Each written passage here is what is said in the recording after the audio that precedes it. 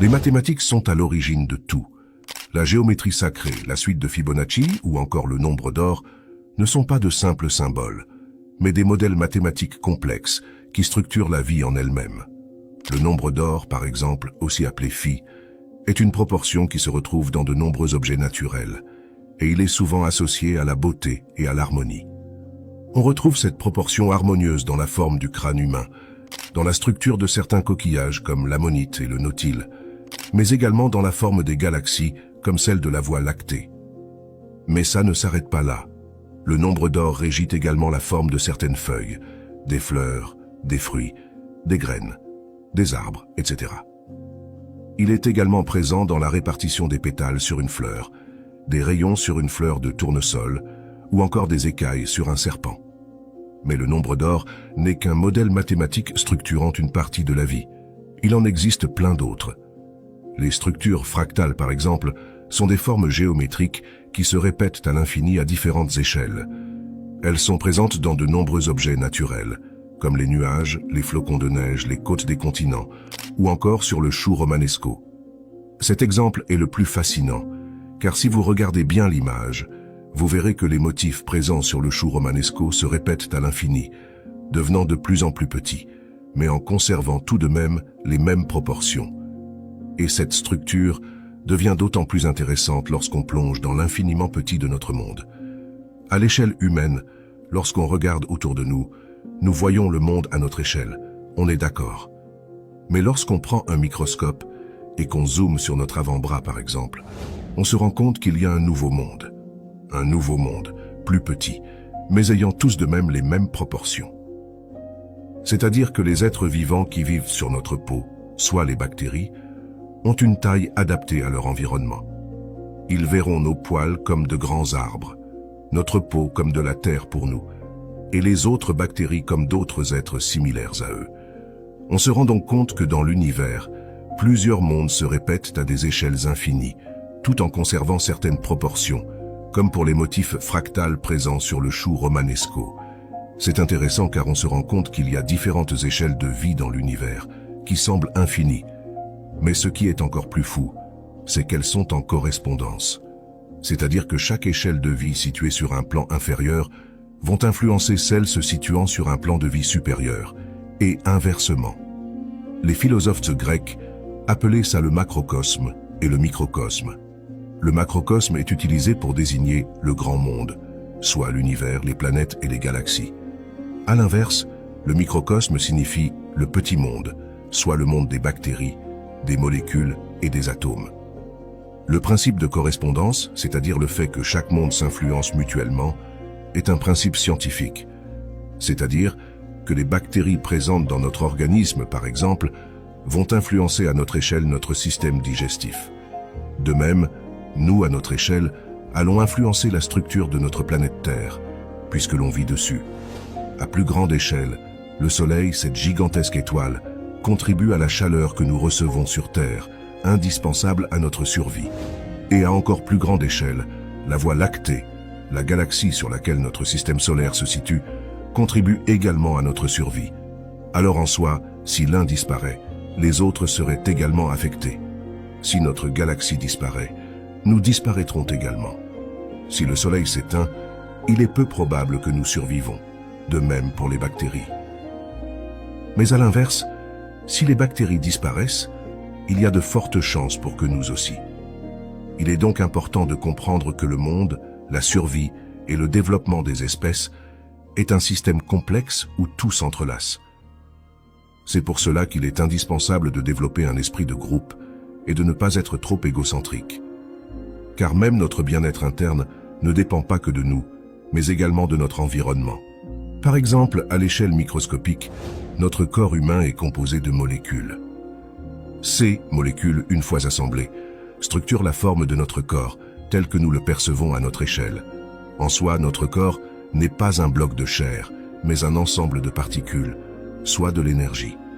Et cette énergie, invisible à nos yeux, tout comme les bactéries et les atomes, est pourtant bien réelle.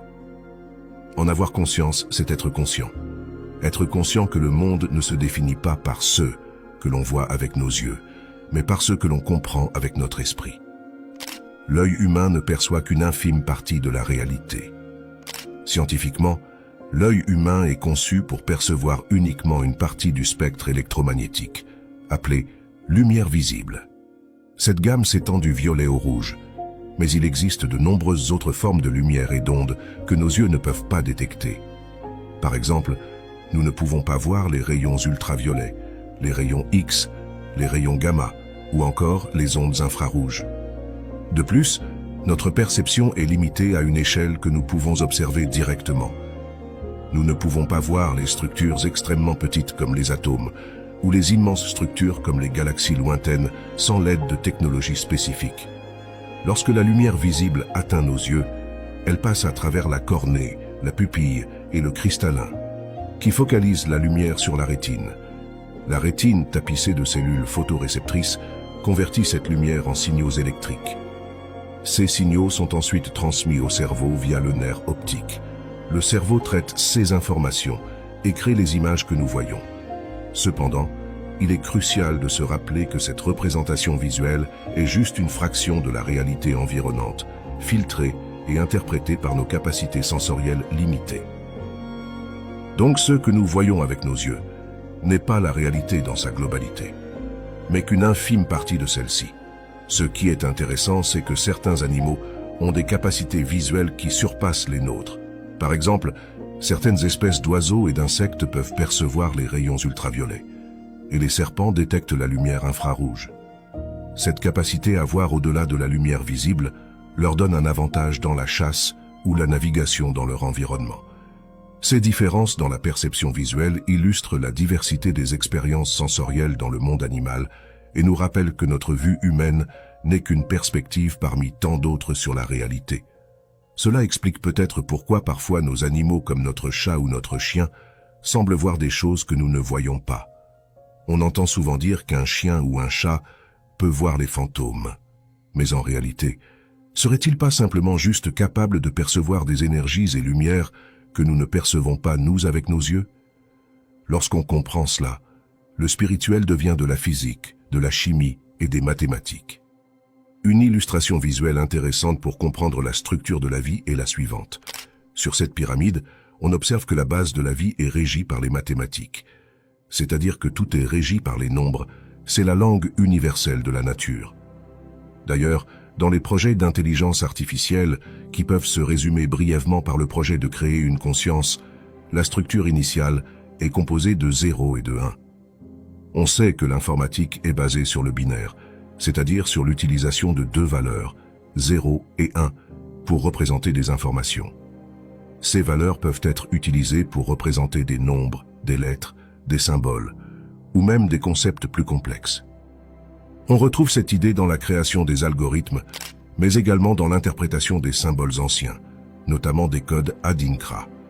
Mais en soi, cela est intéressant car on comprend que l'univers est régi par les mathématiques. La symétrie est partout, sur notre visage, notre corps, dans la nature, mais également comme on a pu le voir avec le nombre d'or ou encore avec les structures fractales, les mathématiques sont les bases de toute création. Au-dessus des mathématiques, nous trouvons la physique. La physique émerge des principes mathématiques pour expliquer les forces et les lois qui régissent l'univers. Elle traite des lois fondamentales qui gouvernent tout, de la gravité qui maintient les planètes en orbite, aux lois de la thermodynamique qui régissent l'énergie et la chaleur. La physique quantique explore les phénomènes à l'échelle subatomique, tandis que la relativité générale d'Albert Einstein aborde la structure de l'espace-temps. Ces lois universelles sont les règles du jeu sur lesquelles tout le reste est construit. Ensuite vient la chimie, qui est née des lois de la physique. La chimie est l'étude des substances et de la manière dont elles interagissent, se combinent et changent. C'est la science des molécules et des réactions chimiques, allant des éléments simples aux molécules complexes qui composent les êtres vivants. La chimie explique comment les combinaisons de différents éléments créent les diverses substances et matériaux que nous voyons autour de nous, y compris les molécules organiques comme les protéines, les lipides, les glucides et les acides nucléiques. Elle explique également les processus biochimiques, comme la manière dont les hormones régulent le corps et comment les réactions chimiques transforment l'énergie en différentes formes. De la chimie émerge la biologie, la science de la vie. La biologie étudie les êtres vivants, de la cellule unique aux écosystèmes complexes. Elle explore comment les organismes vivent, se reproduisent, interagissent entre eux et avec leur environnement. La biologie couvre une large gamme, incluant la génétique, qui étudie comment les traits sont hérités et modifiés. L'écologie, qui examine les relations entre les organismes et leur environnement, et la biologie évolutive, qui explore l'origine et le développement de la vie sur Terre. Finalement, au sommet de la pyramide, nous avons notre monde, un écosystème complexe régi par toutes les lois et principes des niveaux inférieurs. Cela inclut non seulement la nature physique et biologique, mais aussi les aspects sociaux, culturels et psychologiques de l'humanité. Notre monde est un système riche et complexe, tissé par les fils des mathématiques, de la physique, de la chimie et de la biologie, montrant comment ces disciplines s'entremêlent pour créer la réalité que nous expérimentons chaque jour. Ainsi, cette pyramide représente la structure interconnectée de la connaissance, où chaque niveau s'appuie sur les fondations du précédent, créant une image complète et intégrée de notre univers et de notre place en son sein. Et bien sûr, au-dessus de l'homme, la pyramide continue, il y a toujours plus grand. Par ailleurs, on ne sait pas à quel point cela s'étend, et jusqu'où les mondes se superposent-ils. De nombreuses théories ont été faites à ce sujet, et une des comparaisons les plus saisissantes est celle entre les neurones dans le cerveau humain et la structure des galaxies. Lorsqu'on les observe, la ressemblance est frappante. Les deux structures présentent des réseaux complexes de filaments. Les neurones, avec leurs dendrites et axones, forment des réseaux de communication dans le cerveau, tandis que les galaxies sont connectées dans l'univers par des filaments de matière noire, créant une structure en toile d'araignée cosmique. Une autre comparaison intéressante est celle entre la structure cellulaire et les planètes. Certains théoriciens ont noté que le noyau d'une cellule, abritant l'ADN, ressemble à une planète avec son noyau central. De plus, les mitochondries dans les cellules, qui produisent de l'énergie, ont été comparées à des lunes en orbite autour d'une planète.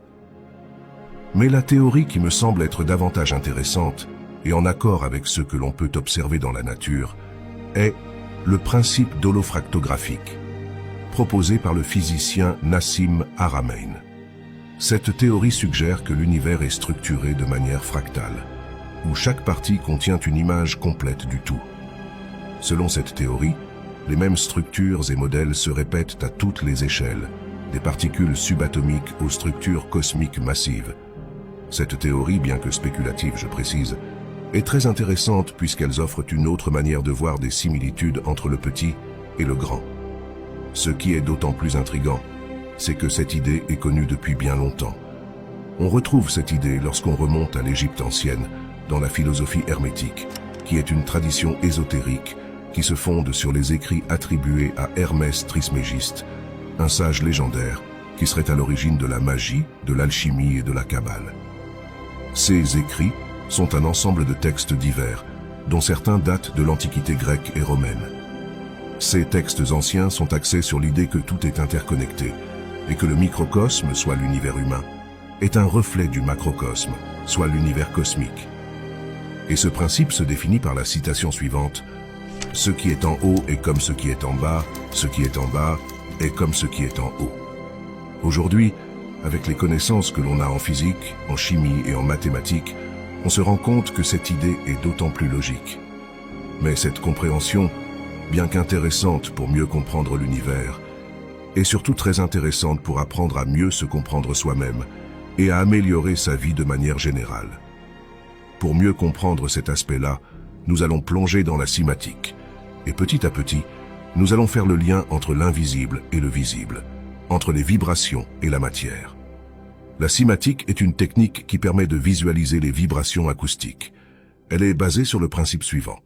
Lorsqu'un son est émis, il crée des vibrations dans l'air, et ces vibrations peuvent être transmises à d'autres milieux, tels que l'eau, le sable ou le métal. En soi, les expériences de cymatique permettent de faire apparaître les formes des vibrations et de montrer leur influence sur la structure même de la matière.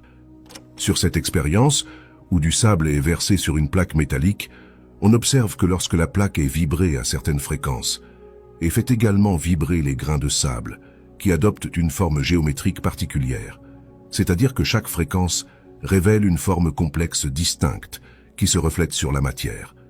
Ce qui est fou, c'est lorsqu'on comprend que le son, soit les fréquences, sont donc capables de modifier la structure de la matière. Je le rappelle, le corps humain est également de la matière. Maintenant, penchons-nous sur une autre expérience. Sur celle-ci, on observe que le bol, une fois frappé, transmet également ses vibrations à l'eau, modifiant également sa forme. Expérience suivante, sur celle-ci, nous pouvons voir que lorsque ce scientifique fait vibrer son diapason et qu'il le plonge dans l'eau, celui-ci transmet instantanément sa vibration à l'eau lors du contact. Et pour finir, on peut voir sur cette expérience l'influence des vibrations de la musique sur la matière, qui modifie entièrement sa structure. Ici, on comprend que les fréquences, qui sont partout, contribuent à la structure même de la matière. Les fréquences ne se limitent pas au son que nous entendons. Elles sont partout, même si elles sont parfois imperceptibles à nos oreilles. Elles sont émises par toute chose dans l'univers, et elles sont présentes en permanence. Elles structurent la vie. Par exemple, les vibrations de la rotation de la Terre à l'heure actuelle, celles émises par les planètes, et celles créées par les micro-êtres vivants et les grandes structures de l'univers sont toutes des fréquences. Ces vibrations sont à l'origine des formes que nous observons dans le monde. De même que nos yeux ne perçoivent pas toute la lumière, nos oreilles ne perçoivent pas tous les sons. Nous ne pouvons donc pas nous fier uniquement à nos sens pour comprendre le monde qui nous entoure. Cela explique le fait que l'on retrouve ces formes géométriques complexes dans la nature, dans la structure des plantes, des coquillages ou encore des galaxies. Les fréquences structurent également la vie. Lorsqu'on comprend cela, on comprend que notre environnement a une influence majeure sur nous-mêmes, que les fréquences qui nous entourent ont une influence conséquente sur nous-mêmes, sur notre corps et sur notre mental. De même, lorsqu'un être humain parle, un processus complexe se déroule. Tout commence avec une pensée, une idée, qui est transformée en un signal dans le cerveau. Ce signal est ensuite transmis aux cordes vocales qui, par leurs vibrations, produisent du son. Ces vibrations créent des ondes sonores qui se propagent à travers l'air. Ces ondes sont des fréquences, des variations de pression de l'air, que notre oreille capte et que notre cerveau interprète comme des mots et des sons. Chaque son que nous produisons en parlant est donc une fréquence spécifique, se propageant comme une onde à travers l'environnement. Les mots que nous prononçons ne sont donc pas juste des sons, ils sont également des vibrations et des fréquences. Les expériences sur la cymatique que nous avons vues précédemment nous ont clairement démontré comment les fréquences influencent radicalement la matière. Cela illustre comment les vibrations sonores et donc les mots peuvent avoir un effet direct sur la matière physique. Cette connexion entre les fréquences sonores et la matière nous amène à considérer l'impact des mots et de la musique sur notre bien-être. Il est souvent avancé que des sons à certaines fréquences, comme 432 Hz, sont bénéfiques pour l'harmonie et le bien-être, ayant un effet harmonisant sur le corps et l'esprit. En effet, la neuroscience a établi des liens forts entre l'esprit et le corps. Un esprit sain peut influencer positivement la santé du corps et vice-versa. Ainsi, en cultivant des pensées positives et en s'entourant de sons et de musique qui nous sont bénéfiques, nous pouvons potentiellement améliorer notre bien-être global. Vos pensées et les mots que vous choisissez ont donc une importance cruciale, non seulement pour vous-même, mais aussi pour l'impact qu'ils peuvent avoir sur votre environnement et sur les autres. N'oubliez pas, les mondes inférieurs structurent le nôtre. Alors, si vous voulez manifester un changement dans votre vie, cela commence par changer votre état d'esprit. Car c'est votre état d'esprit, c'est votre mental qui va faire agir votre corps physique. Si vous êtes mentalement fatigué et démotivé, vous n'allez pas agir mais déprimé, vous ne serez pas productif. Mais à l'inverse, si vous vous fixez un objectif, vous l'écrivez sur une feuille noire sur blanc, vous pouvez l'atteindre. Si dès aujourd'hui, vous décidez clairement de prendre un bout de papier et un stylo et de noter noir sur blanc un objectif concret à atteindre cette année, après mûre réflexion bien sûr, vous l'atteindrez en vous donnant l'énergie nécessaire pour y parvenir. Ce qui est important avec le fait de le noter sur un bout de papier est que vous concrétisez votre idée. Vous renforcez votre image mentale. Car l'image mentale de votre objectif, c'est votre carte, c'est votre guide. Plus l'image mentale est claire, plus le plan est précis. Si vous arrivez à visualiser dans votre esprit l'endroit exact que vous souhaitez atteindre, alors vous trouverez forcément le chemin pour y parvenir. Car si l'on regarde nos vies, ou même les créations extérieures, on observe que tout naît d'une idée. Les téléphones portables sont nés d'une idée, les ordinateurs sont nés d'une idée, l'intelligence artificielle est née d'une idée, même nous sommes nés d'une idée de nos parents. Donc si l'on souhaite concrètement changer quoi que ce soit dans notre vie, nous devons d'abord établir et créer ce changement sur notre plan mental. Et pour ce faire, nous devons nous créer une image mentale aussi réaliste que possible et agir chaque jour pour s'en rapprocher. Le doute ne doit pas être présent, ni la peur de réussir ou non, car lorsqu'on se fixe un objectif et qu'on décide de l'atteindre, on l'atteint à un moment donné. Cela prend plus ou moins de temps, mais toutes énergies concentrées dans une seule et même direction forcent la manifestation à se produire. C'est mathématique. Plus vous faites d'erreurs, plus vous vous relevez après des échecs, plus vous vous rapprochez de la réussite, car au fur et à mesure de vos échecs surmontés, vous en tirez des leçons et vous augmentez vos chances de réussir la fois suivante. C'est mathématique, c'est une question de probabilité. Au début, vous avez peut-être 5% de chance de réussir votre objectif, donc généralement vous allez échouer. Si vous vous arrêtez, effectivement vous avez échoué. Maintenant, prenons le cas où le fait d'atteindre votre objectif n'est pas une question, mais une décision, et que vous êtes bien déterminé à atteindre votre objectif. Point final. Alors, dans ce cas-là, vous allez essayer, puis vous allez échouer. La fois suivante, vous allez réessayer, et là vous aurez peut-être 10% de chance de réussir, mais vous échouez encore. La fois suivante, vous avez 40% de chance de réussir, mais vous échouez une nouvelle fois.